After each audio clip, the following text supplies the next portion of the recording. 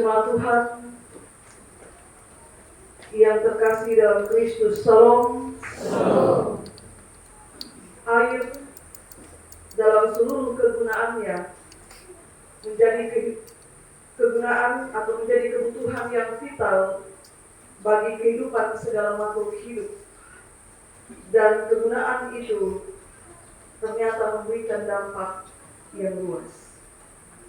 Maka sekarang dalam kaitan dengan dampak yang luas, saya hendak bertanya kepada saudara-saudari sekalian, jikalau saya dan saudara diminta untuk memilih manakah yang lebih penting, air ataukah udara, maka manakah yang akan kita pilih? Atau dapatkah kita memilih satu di antara keduanya? Kalau ternyata keduanya mempunyai nilai yang sama untuk keberlangsungan hidup kita, kita tidak bisa hidup tanpa air, tapi kita juga tidak bisa hidup tanpa udara. Maka meskipun kita merenungkan firman Tuhan bertemakan air, tetapi rasanya saat kita berbicara tentang air, kita juga dapat berbicara tentang udara. Kenapa?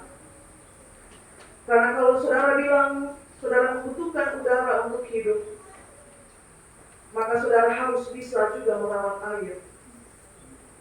Selain karena dua hal ini punya nilai yang sama, air dan udara saling berkait. Kalau saudara tidak bisa hidup tanpa udara, maka saudara juga tidak bisa hidup tanpa air. Demikian sebaliknya. Dan saudara tidak bisa hidup hanya dengan udara saja tanpa air, atau hanya dengan air saja tanpa udara. Kedua-duanya vital bagi kehidupan kita. Mari kita lihat apa kaitannya. Jemaat Tuhan yang terkasih dalam Kristus, udara atau oksigen menjadi kebutuhan yang mendasar yang dibutuhkan oleh tubuh manusia. Sebab kalau tidak ada oksigen atau udara, maka perlahan-lahan sel tubuh akan mengalami kerusakan, bahkan sampai mengakibatkan kematian. Dari mana manusia mendapatkan oksigen untuk bernafas?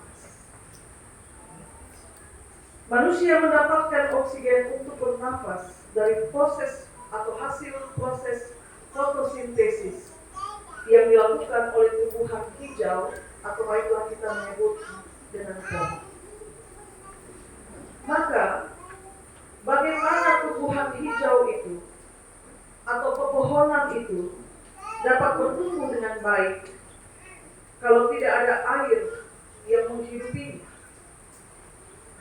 Karena itulah kita manusia membutuhkan udara, sama seperti kita membutuhkan air.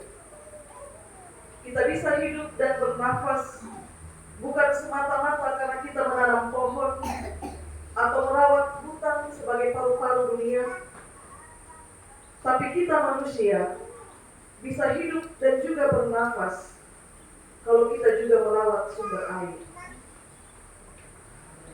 Saudara boleh menanam dan merawat tumbuhan hijau untuk kesejukan dan untuk ketersediaan udara segar. Tapi kalau saudara tidak merawat sumber air, maka kesejukan dan kesegaran udara tidak akan ada. Sebab proses fotosintesis hanya berlangsung pada tumbuhan yang hidup dan bukan pada pepohonan yang mati. Saudara-saudari yang terkasih, karena itulah kenapa merawat air sama dengan merawat kehidupan, merawat udara, merawat nafas kita sendiri. Dan itulah yang dilakukan oleh orang-orang Gerar yang terus membudayakan konservasi air dalam kehidupan mereka yang tinggal di daerah lembah. Lembah Gerar yang berair hanya ketika musim hujan dan kemudian menjadi kering saat musim hujan itu berlalu.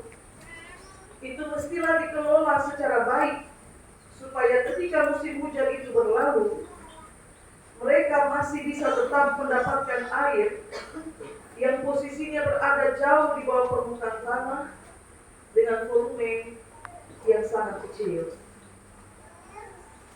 Ketika mereka mengusir Ishak dari 2 sumur yang dia gali, itu bukan semata-mata karena mereka serakah,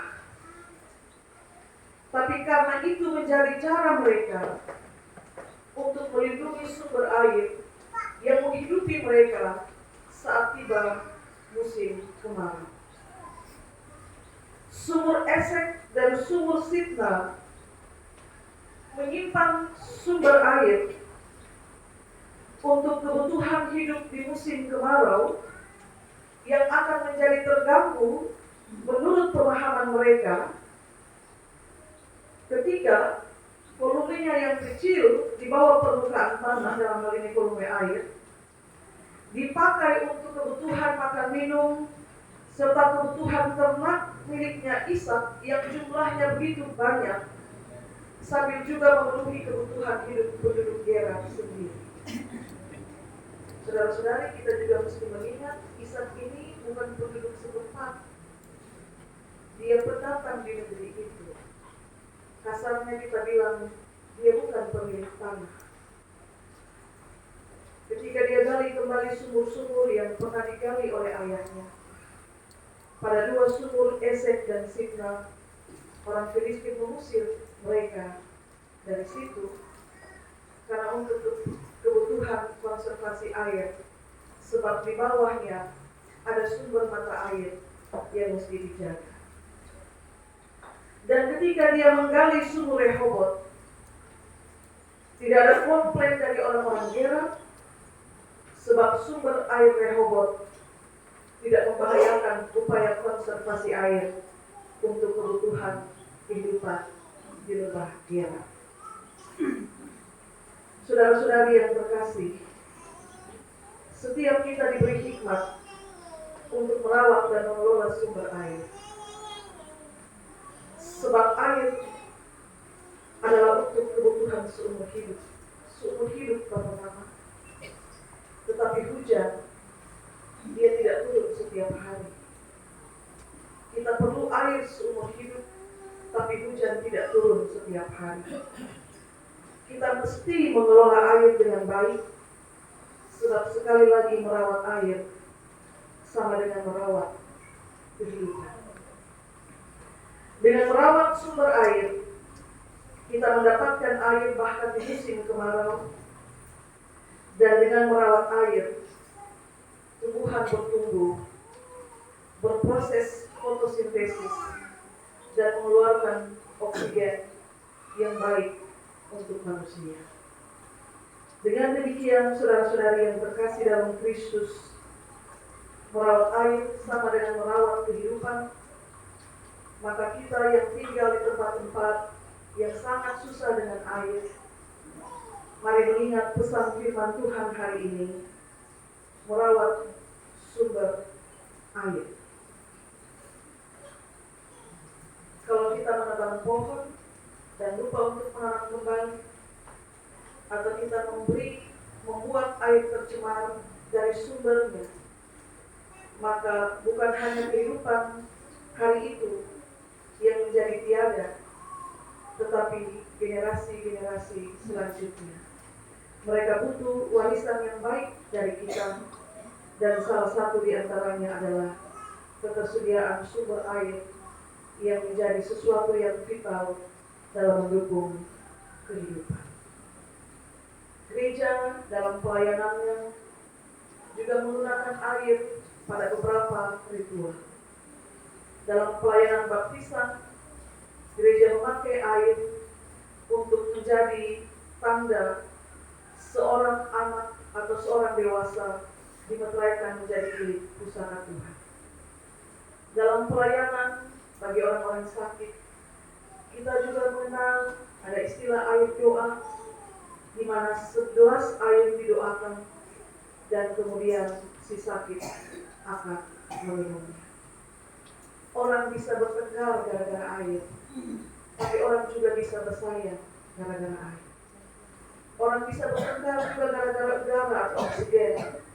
Saudara-saudari ingat waktu COVID melanda bumi, bagaimana kebutuhan oksigen meningkat dan orang bertengkar hanya untuk mendapatkan tabung oksigen yang dihirup bagi mereka yang terkena COVID. Tapi orang juga bisa bersayang gara-gara udara. Bapak, Mama, saudara-saudari yang terkasih, itu pesan firman Tuhan hari ini.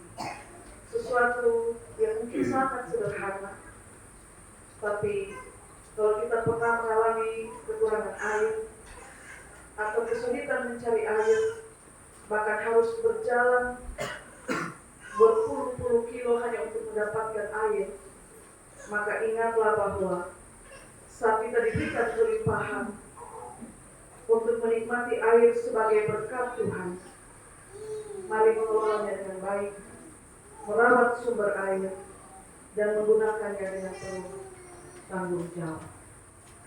Selamat merawat kehidupan, selamat menikmati air pemuas dahaga, dan selamat menikmati udara yang segar sebagai salah satu unsur penyembuh jiwa. Tuhan berkati kita dengan firman-Nya. Amin.